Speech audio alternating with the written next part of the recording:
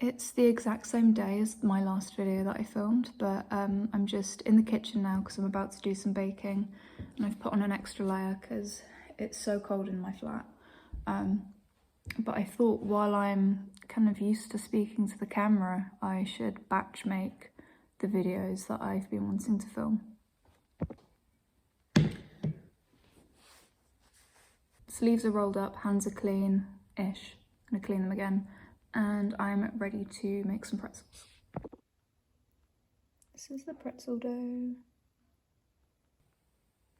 The dough's rising now, so I'm just gonna sit here and talk through some of the books I'm excited to read in 2026. My reading plans for this year are a little bit different from any other year because I have a lot of writing goals and I need to do a lot of research. So I've got some projects that I am working on, and I don't want to go into what those projects are or like what they're about and things. I want to keep that very private, but I'll tell you about how I've organised it, which is I've chosen a theme to focus on for each month, and then I kind of like drew up a bibliography. I did a lot of research on certain titles around these themes, organised it into a big bibliography, and then arranged them by theme. And a lot of things do cross over and stuff, so there's like certain books that will be in the themes for 2 or 3 different months. But I'm kind of, reading thematically this year, and I'm doing it for a purpose. I wouldn't be reading like this if it wasn't for the purpose of writing. I don't really want to go into what the themes are or anything. And I've also left myself some room to pick things that I'm interested in, because I think I don't want to suck. Not that it would do this anyway, actually. I love reading so much. I don't find myself put off by giving myself like a reading list or a course, you know. But I do also want to leave some room for me to be surprised by things and follow my intuition and sort of like joy for reading. I have my reading list in front of me, and I've got about 140 books on it, which is a lot, and I don't know if I'm going to be able to get through that many books in a year. If it goes over a year, then it does. It's, you know, you don't have to like restrict these things to just 1 year. As I said, I have books here that both are part of this thematic reading list and also some books that I have just thrown in because I'm interested in reading them. These are just the ones that I've got physically at the moment, but there are a few that I will mention that I don't have a copy of yet. The first book I want to talk about is To Rest Our Minds and Bodies by Harriet Armstrong, and I believe this is her debut novel. This was published by, I think, a very small independent London-based press called Les Fugitives.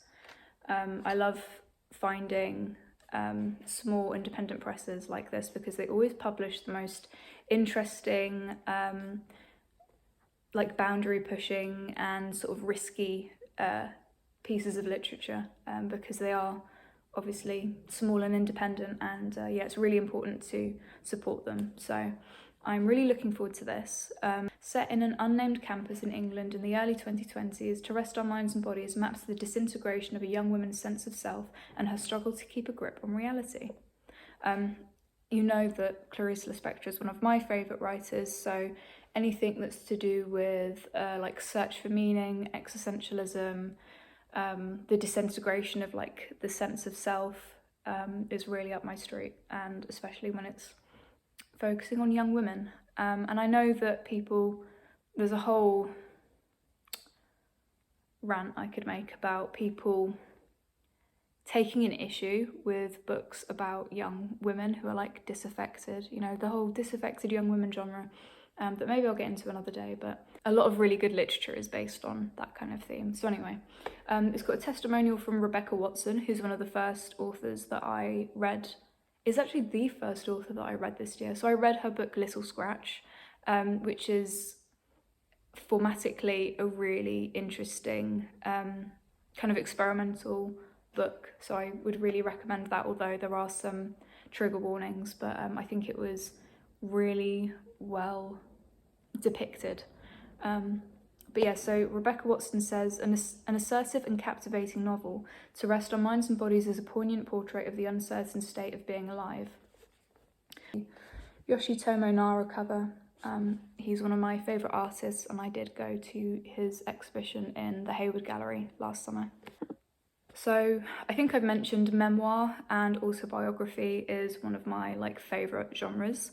And one of my favourite books that I read last year was Simone de Beauvoir's Memoirs of a Dutiful Daughter. So I have the sequel, if you will, the next set or the next stage of her memoirs, which is The Prime of Life. And this goes much more into her relationship with Sartre, I believe. Yeah, it says it on the back. The second volume in Simone de Beauvoir's great autobiography follows memoirs of a dutiful daughter. It covers the early years of her unconventional partnership with Jean-Paul Sartre, the outstanding intellectual of his generation. It is the story of a search for personal freedom and identity during the rebellious 30s and the war-torn 40s, and records the lives of two key figures in the intellectual and political history of contemporary France. I still haven't read The Second Sex. That is on my reading list this year as well, so imagine The Second Sex is here and The Prime of Life is here.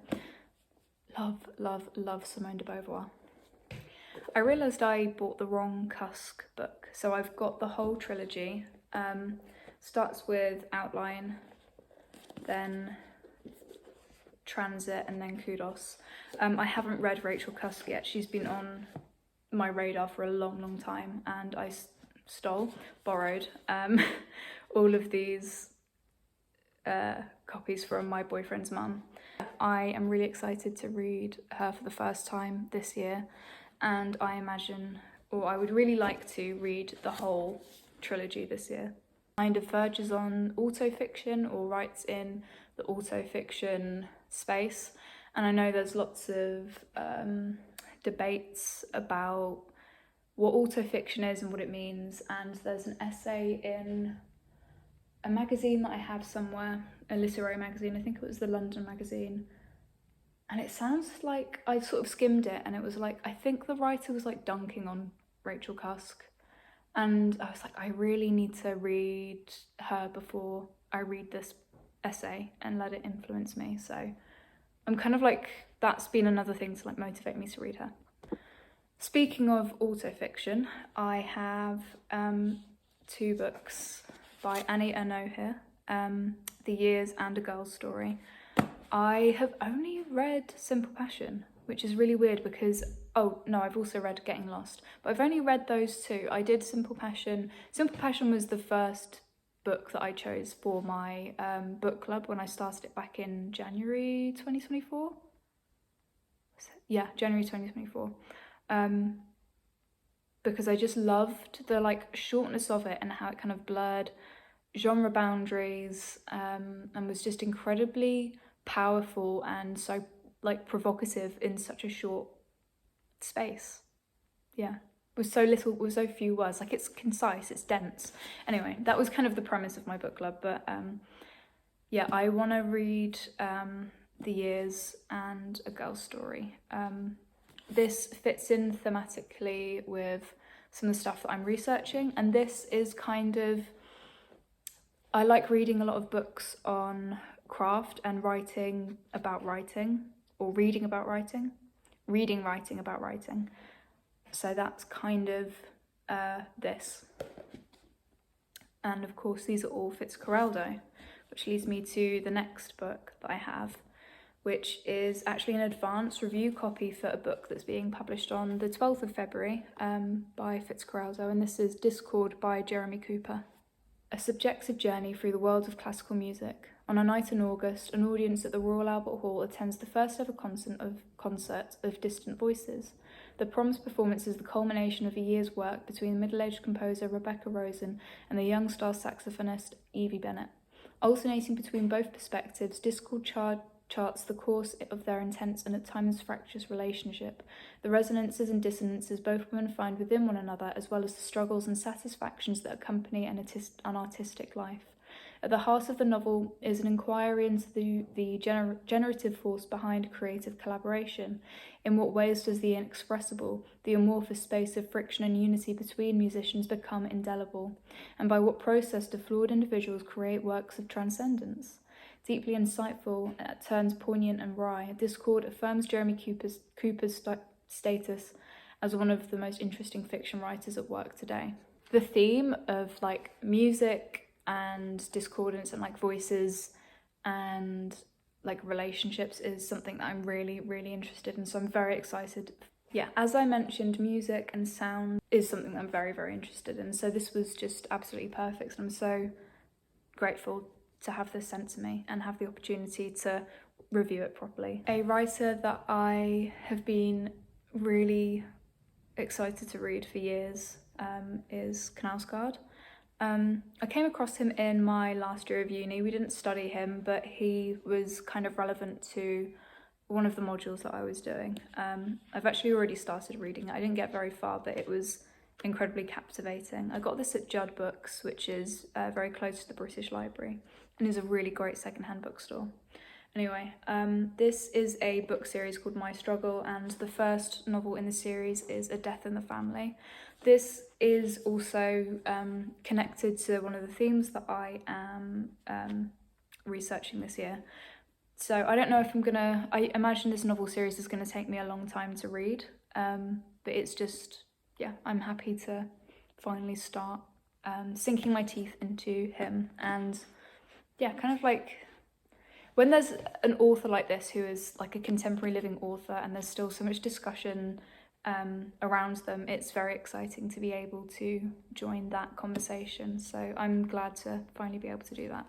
The last book that I have physically that I'm excited to read is actually a library book, so I'm going to be reading this pretty soon, and that is Strange Hotel by Aimee McBride. I really loved A Girl is a Half-Formed Thing. And I read The Lesser Bohemians this month, which I didn't like as much, but I still really enjoyed, despite how heartbreaking the content was. So Strange Hotel. At a midpoint of her life, a woman enters an Avignon hotel room. She's been here once before, but while the room hasn't changed, she is a different person now. Forever caught between check-in and check-out, she will go on to occupy other hotel rooms, from Prague to Oslo, Auckland to Austin, each as anonymous as the last, but bound by the rules of her choosing. There, amid the detritus of her travels, the matchbooks, cigarettes, keys and room service wine, she will negotiate with memory, with the men she sometimes meets, and with what it might mean to return home. This is also something that fits into one of the themes that I'm researching this year, and yeah, when I heard that she had, or saw that she had written something about spaces and rooms, hotel rooms in particular, I was, very, very excited. Although sometimes it feels like perhaps what I want to write has already been written many times by other people. Anyway, my dough has risen, so I'm gonna make some pretzels out of this now. That is all of the dough now baked into little pretzels. I know that they don't look amazing, but I'm not an experienced baker at all. I did some with salt, some without, just to have the option. I think they look quite nice, and they do taste really good. I'm just going to mention a few of the books I'm most excited to read this year that I don't actually have physical copies of yet. And I'm just looking at this huge Google Doc of a reading list that I made at the start of the year, so who knows if I'm actually gonna even get to some of these, but they are on the list and they've been allocated a month, and yeah, so far I'm on track for reading everything, so we'll see. Desire and Language, A Semiotic Approach by Julia Kristeva, I Love Dick by Chris Kraus, Walking Through Clear Water in a Pool Painted Black by Cookie Mueller, Cloves, Cloves, Cloves, Music, Music, Music, Boys, Boys, Boys by Viv Albertine, and I love that title. I did find a copy of it when I went to Japan, but obviously it was in Japanese, so gonna have to find an English version.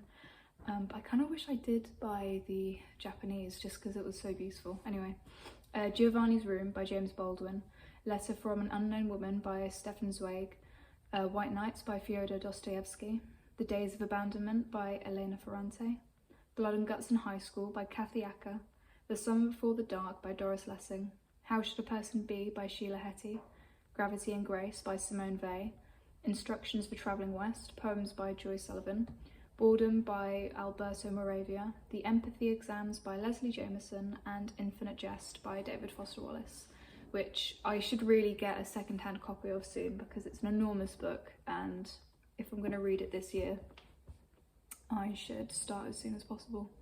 I've kind of been waiting to read David Foster Wallace. I sort of have obviously got mixed feelings about him because of the way that he treated Mary Carr. But yeah, he is someone who I've listened to a lot of interviews and things from him, so I am really interested in actually reading his writing and that novel in particular. My nose is really red. I think I need to have dinner and go to bed. So yeah, I hope that was interesting, and I hope that was gave you some ideas of things to read this year as well. And yeah, I'll see you in whatever the next video is.